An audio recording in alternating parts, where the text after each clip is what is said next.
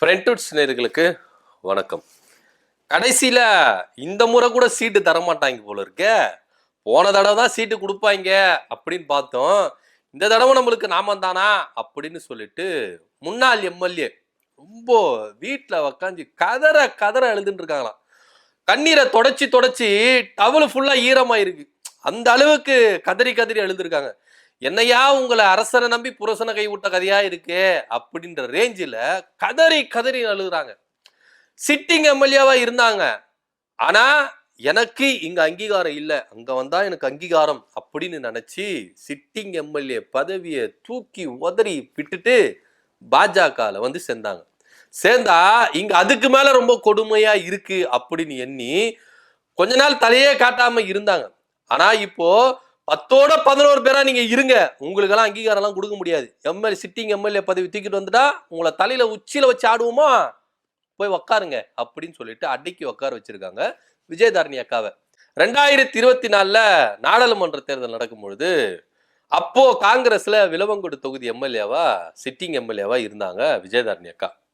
அவங்க எதிர்பார்த்தது பெரிய பெரிய பதவி.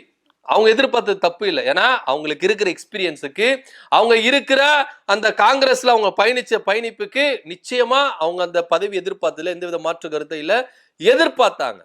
ஆனா எதிர்பார்த்த மாதிரி அவங்களுக்கு கிடைக்கவே இல்லை. ஏன்னா மாநில தலைவர் பதவியை அவங்க எதிர்பார்த்தாங்க, மாநில காங்கிரஸ் தலைவர் பதவியை எதிர்பார்த்தாங்க, அது கிடைக்கல.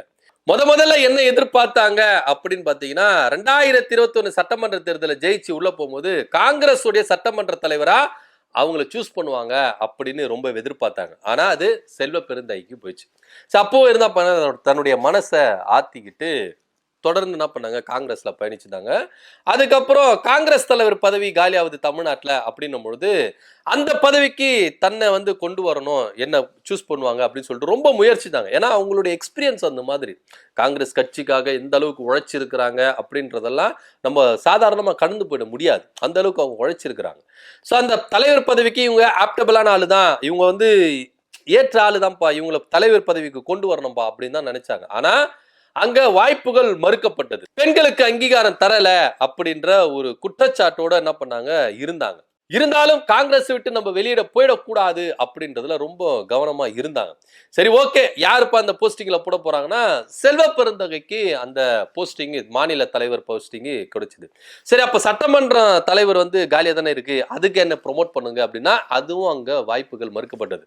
ஸோ தொடர்ச்சியா காங்கிரஸ்ல வாய்ப்புகள் மறுக்கப்பட்டு வந்த ரொம்ப அதிருப்தியில இருந்தாங்க விஜயதாரணி அக்கா. இந்த சான்ஸை பயன்படுத்தி கொண்டு பாஜக இருந்து பல பேச்சுவார்த்தைகள் அங்க ரகசியமா நடத்தப்பட்டது. இவங்க டெல்லியில போயிட்டு என்ன பண்ணிருந்தாங்க, முகாமிட்டு இருந்தாங்க. சரி, இவங்க கடைசியில நீங்க பாஜகவுக்கு வாங்க மேடம், உங்களுக்கு ஏற்ற அங்கீகாரத்தை நாங்க கொடுக்குறோம். காங்கிரஸ் வந்து என்ன பண்ணுவாங்க, உழைப்பை மட்டும் உறிஞ்சிக்கிட்டு தூக்கி போட்டுருவாங்க. ஆனா பாஜக அப்படி இல்லை, உழைப்பவர்களை தலையில தூக்கி வச்சுட்டு ஆடுவாங்க. நீங்க வாங்க மேடம் அப்படின்னு ஆசை வார்த்தைகள் ஏராளமா கூறியிருக்காங்க.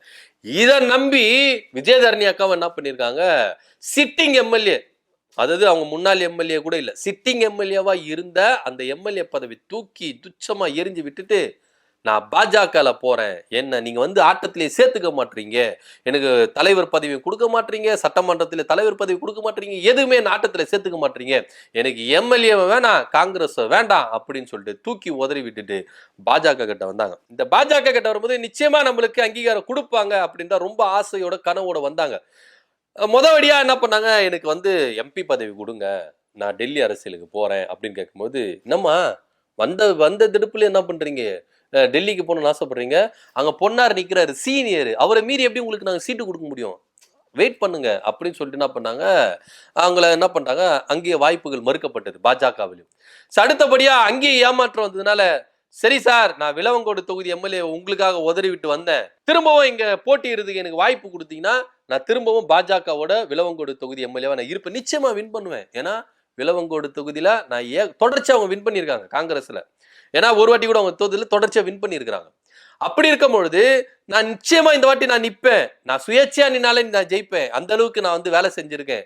விளவங்கோடு தொகுதி மக்கள் எனக்கு ரொம்ப நெருக்கமானவங்க, எனக்கு நான் போய் நிக்கிறேன், நான் சுயேட்சையா நின்னால நான் ஜெயிப்பாங்க, அதனால எனக்கு வாய்ப்பு கொடுங்க பாஜக சார்பா, உங்க சார்பா 4 எம்எல்ஏவா 5 எம்எல்ஏவா நானும் போறேன் அப்படின்னு சொல்லிட்டு ரொம்ப கெஞ்சி பார்த்துருக்குறாங்க.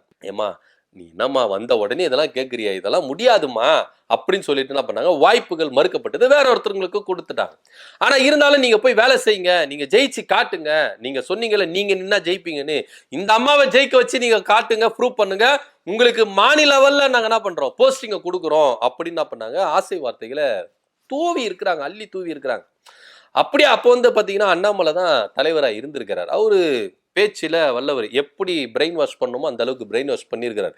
இது எல்லாத்தையும் நம்பி விளவங்கோடுல இறங்கி வேலை செஞ்சிருக்கிறாங்க விஜயதரணி அக்கா. ஆனா இருந்தாலும் சில உள்ளடிகள் வேலையெல்லாம் பார்த்தாங்க அப்படின்றதும் கொஞ்சம் இங்க பதிய பண்ண வைக்க வேண்டிய ஒரு கட்டாயத்துல தான் இருக்கும். இருந்தாலும் அங்க நாடாளுமன்ற தேர்தலில் தோத்துட்டாங்க, சட்டமன்ற இடைத்தேர்தலையும் தோத்துட்டாங்க பாஜக. காங்கிரஸ் அடிச்சிருச்சு, விளவங்கோடு அடிச்சிருச்சு, கன்னியாகுமரி தொகுதியும் அடிச்சு தூக்கிருச்சு. இப்படியா இருக்கும் பொழுது விஜயதரணி உள்ளடி வேலை பார்த்திருக்கிறாங்க அப்படின்ற செய்தி பாஜக கிட்டயும் போயிருக்கு. இதனாலேயே ரொம்ப நாள் என்ன பண்ணல, போஸ்டிங் போடவே இல்லை அவங்களுக்கு.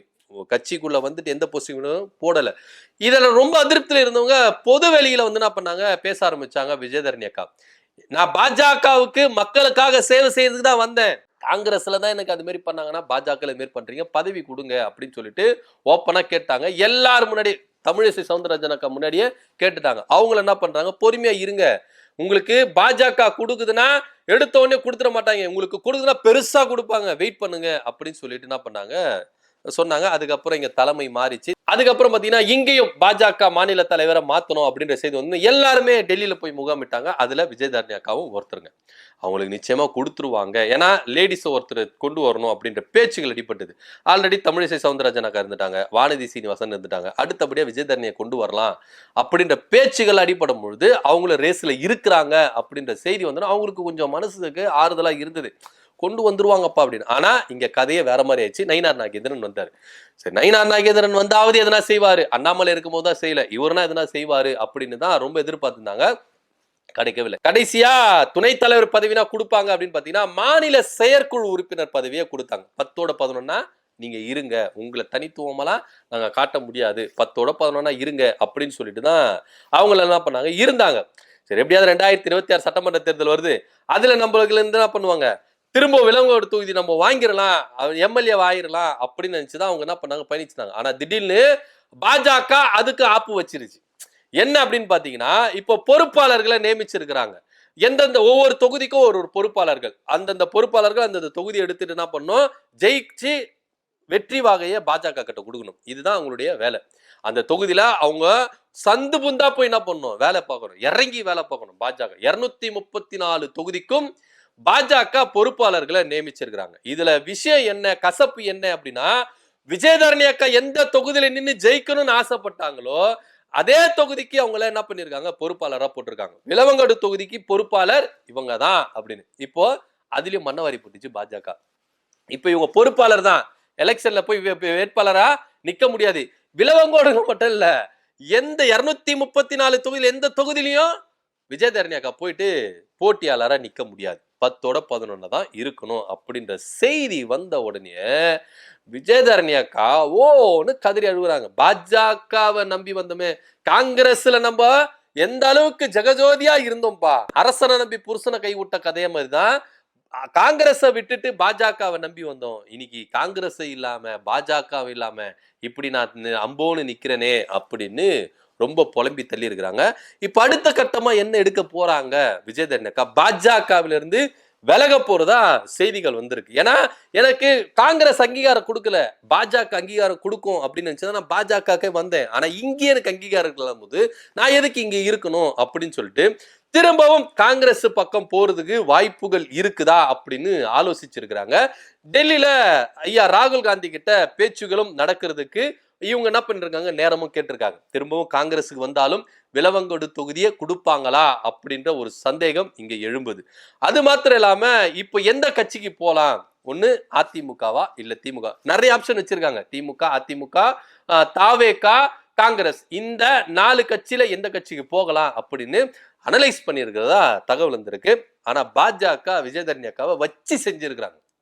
நீ காங்கிரஸ்ல இருந்து வந்தமா, ஆனா பாஜக வந்து இப்படி தலை தூக்கணும்னு ஆசைப்படக்கூடாது, கொஞ்சம் 10-11 இரு அப்படின்னு சொல்லிட்டு விஜயதரணி அக்காவுடைய ஃபீஸை பிடிங்கி என்ன பண்ணியிருக்காங்க, உட்கார வச்சிருக்காங்க. இப்ப 2026 விலவங்கோடு தொகுதியில நிக்க முடியாம போயிடுச்சு. விலவங்கோடு தொகுதியில எந்த தொகுதியில அவங்க நிக்க முடியாம போயிடுச்சு. விலவங்கோடு தொகுதிக்கு பொறுப்பாளராக இருக்கணும். இப்ப தன்னுடைய ஆதரவாளர்களை கூட்டி ஆலோசனை மேற்கொண்டதா தகவல் வந்திருக்கு.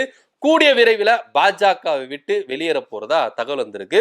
இப்போ தாவேகா பக்கம் போறதா இல்ல திமுக பக்கம் போறதா இல்ல திரும்பவும் காங்கிரஸ் பக்கம் போறதா அப்படின்னு ஆலோசிச்சுட்டு இருக்காங்க. ஒரு சிலர் என்ன சொல்றாங்க அப்படின்னா, நீங்க திரும்பவும் காங்கிரஸ்ல போயிடுங்க, காங்கிரஸ்ல போனாலும் உங்களுக்கு வரவேற்கிறதுக்கு ஆள் ரெடியா இருக்கு, அதுல எந்த வித மாற்று கருத்து இல்லை அப்படின்னு. ஆனாலும் காங்கிரஸ்ல போய் சேர்ந்தா ஒரு சிக்கல், விலவங்கோடு தொகுதியில நிக்கிறதுக்கு அவங்களுக்கு வாய்ப்பு கொடுப்பாங்களா அப்படின்ற ஒரு சிக்கல்.